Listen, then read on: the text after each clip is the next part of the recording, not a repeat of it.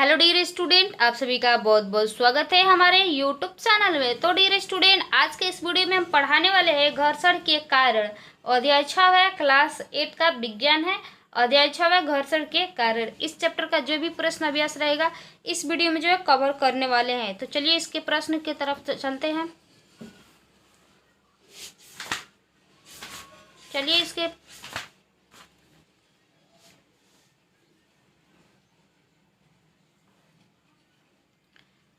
चलिए इसका प्रश्न देखते हैं। प्रश्न कह रहा है, पहला में कौन सा बल गतिशील गेंद की गति को मंद करता है? तो इसका हो जाएगा घर्षण। ठीक है, घर्षण बल। उसके बाद से कह रहे हैं घर्षण बल क्या है? तो इसका उत्तर देखिए,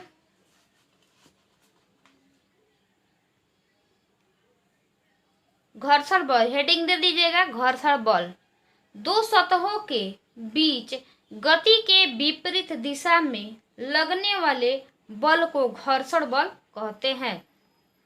दो सतहों के बीच गति के विपरीत दिशा में लगने वाले बल को क्या कहते हैं?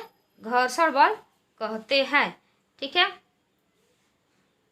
तीसरा कह रहा है, स्थैतिक घर्षण तथा सर्पी घर्षण में अंतर बतावे। ठीक है, तो देखिए इसका उत्तर। तीसरा का उत्तर है, सबसे पहले हेडिंग दे दीजिएगा, स्थैतिक घर्षण। जब किसी वस्तु को उसकी विराम की स्थिति में गति में लाने का प्रयास किया जाता है तो घर्षण बल होता है, जिसे स्थैतिक घर्षण कहते हैं।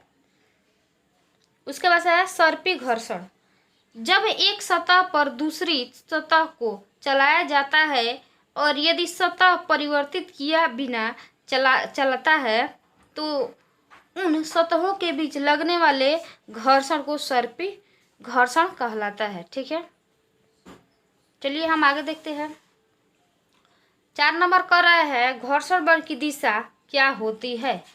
घर्षण बल की दिशा क्या होती है? तो इसका होगा विपरीत। ठीक है, यहाँ पे लिखिएगा विपरीत।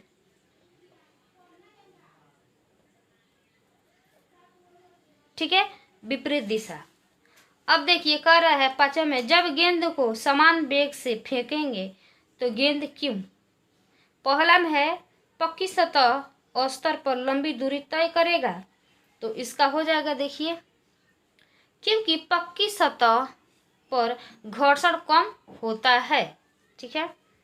ब में कह रहा है, कच्ची सड़क पर कम दूरी तय करती है। तो इसका लिखिएगा, क्योंकि कच्ची सड़क पर घर्षण ज्यादा होती है। ठीक है। 100 में लिखिएगा, कंकड़ी सड़क पर बहुत कम दूरी तय कर पाती है। तो इसका लिखिएगा, क्योंकि कंकड़ी सड़क पर बहुत ज्यादा घर्षण होता है। ठीक है। अब देखिए अब कह रहा है 6 में, जब एक वस्तु दूसरी वस्तु की सतह पर गति करती है तो कौन सी वस्तु घर्षण प्रदर्शित करेगी? तो इसका जो है 6 नंबर का हो जाएगा, दोनों वस्तु की सतह। ठीक है, ये सही हो जाएगा। ठीक है, आगे देखते हैं। आगे जो 7 नंबर का रहा है, खिलाड़ी द्वारा जूतों में कांटी का प्रयोग क्यों किया जाता है? तो इसका उत्तर देखिए, खिलाड़ी द्वारा जूतों में कांटी का प्रयोग इसलिए किया जाता है कि जिसके कारण जूता और जमीन में बहुत अच्छी संपर्क स्थापित हो जाता है, जिसके परिमाण स्वरूप घर्षण बल का मान अधिक हो जाता है और खिड़कियां यहाँ पे खिलाड़ी फिसल नहीं पाता है। ठीक है, आगे देखते हैं। आगे 8 नंबर में कह रहा है, घर्षण हानिकारक है परंतु अनिवार्य है, क्यों? ठीक है। उसके बाद से जो है 9 नंबर में, धारा रेखीय आकृति से क्या समझते हैं?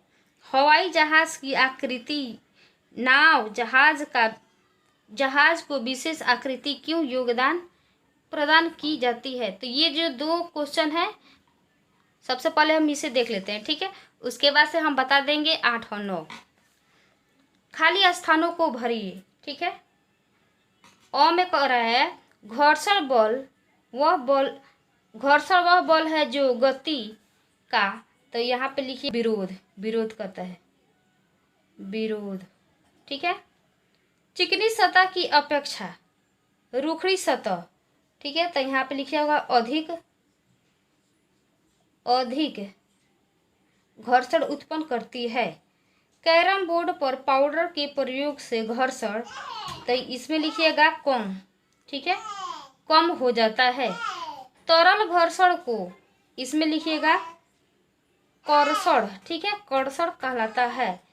उसके बाद से यहाँ पे लिखिएगा हवाई जहाज की आकृति कैसे होती है?